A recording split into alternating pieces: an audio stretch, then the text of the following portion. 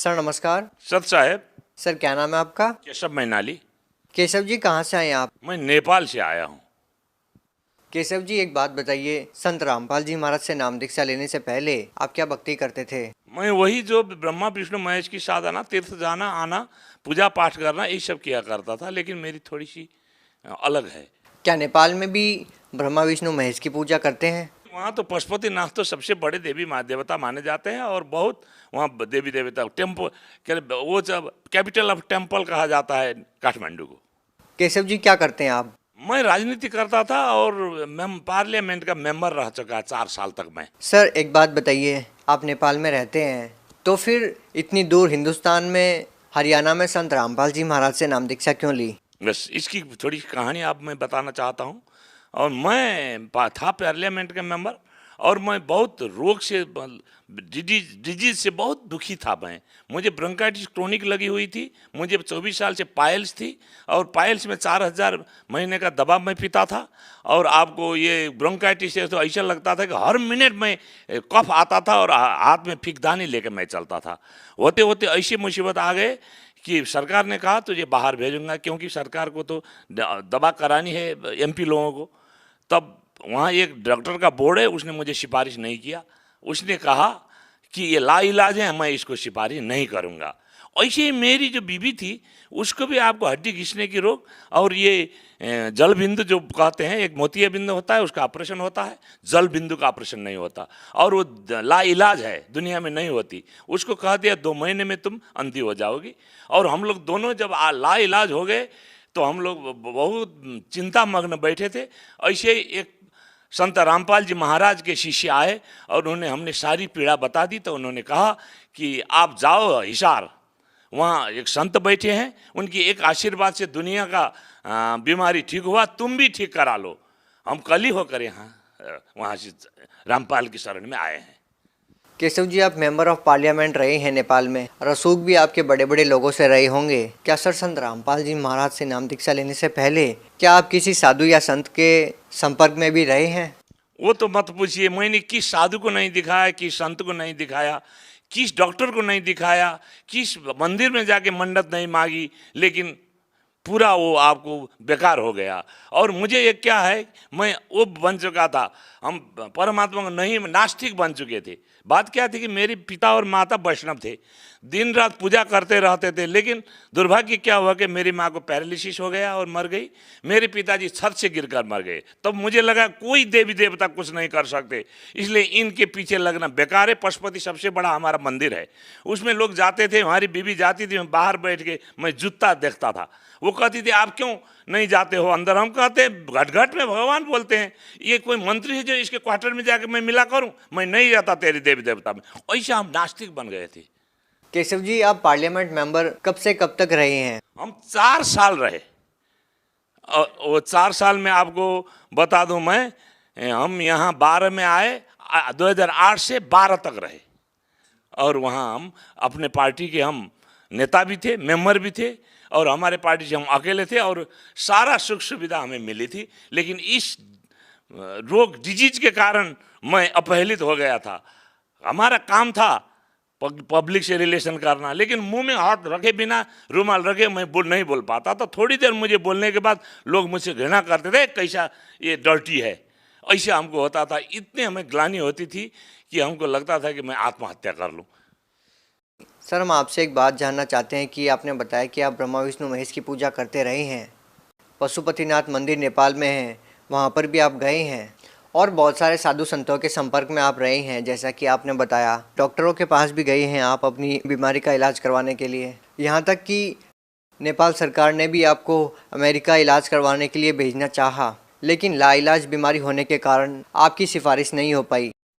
Sir इतनी सारी जगह जाने के बाद आपने संत रामपाल जी महाराज से नाम दीक्षा ली। जो आपका भरोसा था संत रामपाल जी महाराज पर आपकी बीमारी ठीक होने का, क्या वो बीमारियां आपकी ठीक हुई? वही बात मैं आपसे कहना चाहता हूँ कि मैं मुझे तो ऐसे सब साधु संत से उब चुके थे, उनकी बातों से मुझे उब चुके थे, और किसी पर मेरा भरोसा नहीं था। फिर भी मैं वहाँ से विश्वास करके तो नहीं आया, देख लेंगे बोल कर देखने आया एक सिर्फ। उस समय तो मुझे वो नहीं था परमात्मा के ऊपर, संत रामपाल जी के ऊपर। आए हम वहाँ 3 दिन तक हम डिस्कस करते रहे, महेंद्र जी बैठे थे शंका समाधान में। 3 दिन तक उनसे होते होते उन्होंने लास्ट में कहा, मैनाली तुम चले जाओ, जब मरने लगोगे तुम कहोगे सब कुछ करूँगा और तो उसके बाद तुझे नाम दी जाएगी और तुम आशीर्वाद मिलेगा, अभी जाओ। तब मुझे लगा हाँ बाप रे ये तो है, जब मरने लगेगा लोग तो कहेगा ही, कुछ भी करेगा।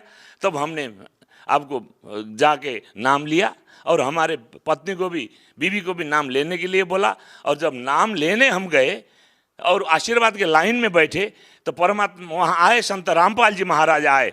आते ही हमने उनसे 2 मिनट रुक के अपनी बात कही तो हंसे और सर पर हाथ रखकर बोले, बेटा सब कुछ ठीक हो जाएगा। उतना कहते ही मुझे ऐसा लगा कि जैसे आग में पानी डाला गया हो, इतनी शांति हुई। तो हमें लगा ये संत के, ये रामपाल जी के अंदर ज़रूर कुछ है। और उसके बाद मैं वहाँ से लेके बाहर आया और आते ही देखिए चमत्कार। और मुझे वो गर्मी का महीना था, मुझे एकदम बाथरूम जाने की इच्छा हुई। बाथरूम गए तो इतनी सी आपको ब्लड गिर गई। हमको लगा आज तो यही मरना ही था, मरने आए यहाँ।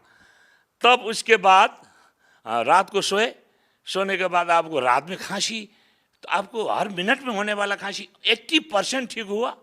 और कल सुबह हम चल दिए। और आपको मैं बता दूं कि जी उस दिन एक पैखाना में इतना ब्लड गिरा, उसके दिन से आज तक वो पाइल्स कहाँ गया पता नहीं, उसके बाद से वो खांसी कहाँ गई पता नहीं। मैं आश्चर्य मानता हूँ कि परमात्मा है तो इनको परमात्मा कहा जाएगा। और हम क्या 4 महीने में तो हमने सतनाम ले लिया। उसके बाद परमात्मा की चरण सेवा में गए तो उन्होंने कहा, बेटा ये राजनीति दलदल से निकल जाओ, तुम बहुत बड़ा दलदल में फंसे हो। हमने कान पकड़ लिए उसी समय और कहा, परमात्मा आज से मैं संन्यास ले लेता हूँ। और उस समय से मैंने संन्यास लिया, पार्टी दूसरे को जिम्मे लगा दी। केशव जी, चूँकि अब तक ये माना जा रहा था कि संत रामपाल जी महाराज से जो लोग जुड़े हुए हैं वो मिडिल क्लास के हैं, और कहीं ना कहीं मीडिया में ये भी बातें उठती रहती है कि एक अंधभक्ति के तहत बाबाओं के पीछे लोग लगे हुए हैं।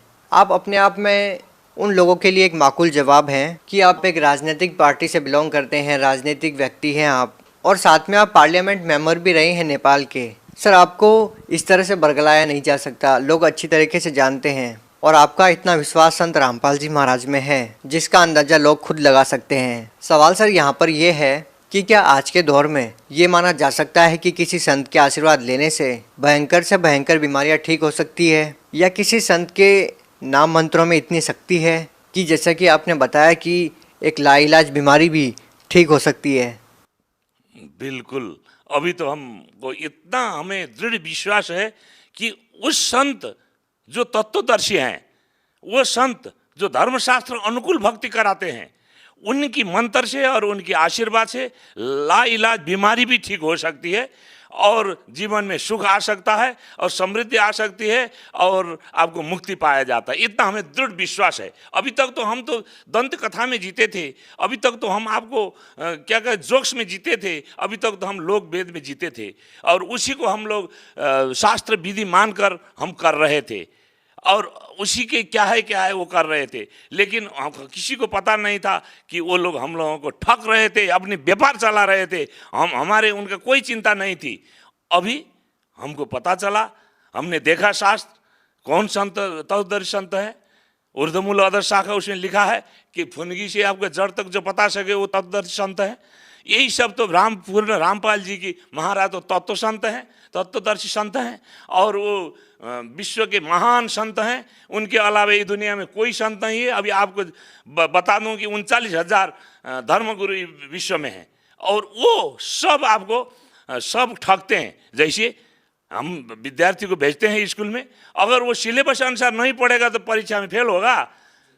अच्छा सर, आप एक बात बताइए, एक कहावत है कि सूर्यास्त नेपाल मस्त। कहने का मतलब ये है कि इतना नशा नेपाल में है कि युवा वर्ग जो है नशे की गिरफ्त में है और अपना जीवन बर्बाद कर रहे हैं।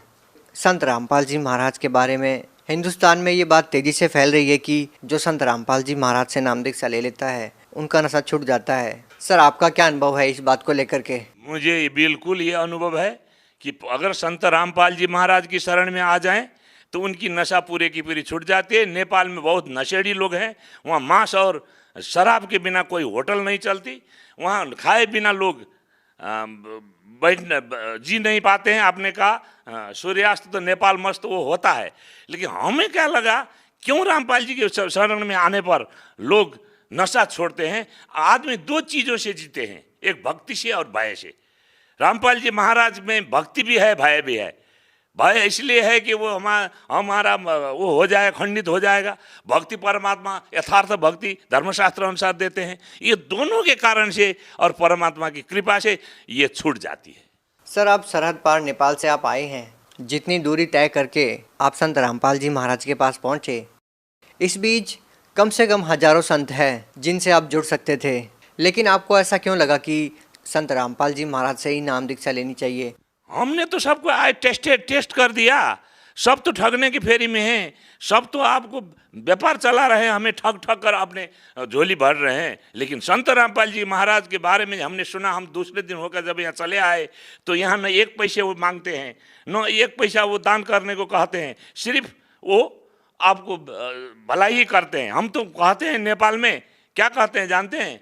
तुम्हारा लेवता है, हमारा देवता है। सर, आप कोई पहले नशा करते थे? जी, मैं तो क्या राजनीति होने के चलते मैं शराब पीता था, गांजा पीता था, क्या कहते हैं चरस पीता। हम क्या नहीं पीते थे, क्या नहीं करते थे, लेकिन इसी के चलते तो ब्रोंकाइटिस हुई मुझे। कैसे छूटे सर जो आप वैशन करते थे? जी, जिस दिन से मैंने संत रामपाल जी महाराज से मैंने दीक्षा ली, उसी दिन से मुझे शराब, गांजा, भांग, आपको ये चरस और सारी चीज मेरे छुट्टी। अब तो उस दिन से क्या लगता है, क्या परमात्मा की कृपा है। कोई दूसरा पीता भी है तो मुझे लगता है कि क्या कर रहा है। कोई सिगरेट भी निकालता है, मुझे घृणा होती है।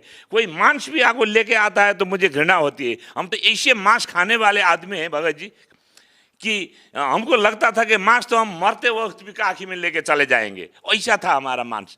घर में जब झगड़ा होता था तो इसीलिए घर में बीवी से झगड़ा होता, हमारा इतनी आमदनी है तो मांस क्यों नहीं लाती हो।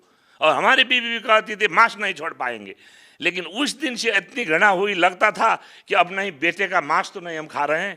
वैसा हमारे भावना चेंज कर दिए परमात्मा ने कि हमारी सारी छुट्टी और परमात्मा की सारी वो मंत्र से सारा छुट्टी, सतगुरु मिले तो इच्छा मिटे, पद मिले। सर, संत रामपाल जी महाराज अभी जेल में हैं। नेपाल से आप संबंध रखते हैं, नेपाल से आप आए हैं, इतनी ज़्यादा श्रद्धा संत रामपाल जी महाराज में आप लोगों की फ़िलहाल भी बरकरार है। सर, ये कैसे संभव है?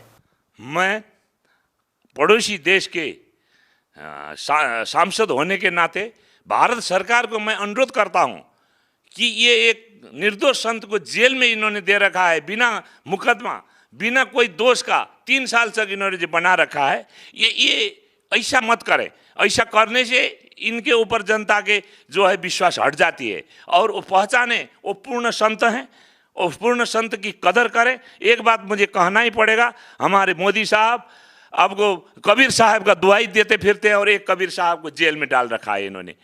अभी भी समझिए। और मैं हाथ जोड़कर प्रार्थना करता हूँ भारत गवर्नमेंट को कि ये संतों को रिहा कर दें और उनको पूजे और उनको पहचाने। ऐसे ही इनको गलत मुकदमा लगाकर जेल में डालकर इनको दुख मत दें। बहुत बहुत धन्यवाद।